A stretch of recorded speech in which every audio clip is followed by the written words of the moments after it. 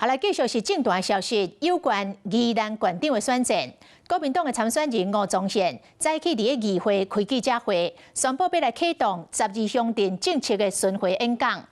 民進黨的參選人林國忠嘛是選在早起在議會來舉行着記者會，公布着社會福利的政見。雙方開記者會時間敢若差半點鐘，講真明顯是互相咧角度。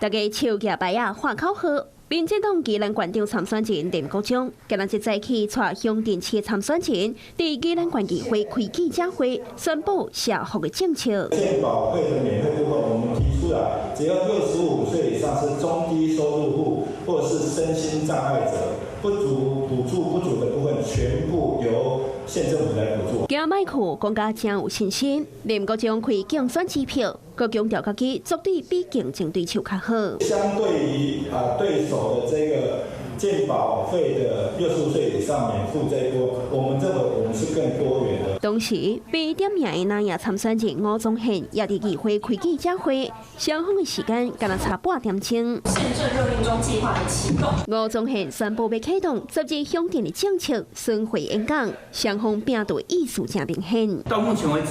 有27000噸、26000噸到27000噸的這些毒油，也還沒有辦法大量的回收。講是巡迴演講的記者會，吳宗憲說一直將炮火象徵中央，強調家己絕對會守護宜蘭縣民各方面的權益。我們透過一次不停的宣講來告訴大家，也請相信能夠幫我們一起把它宣傳出去，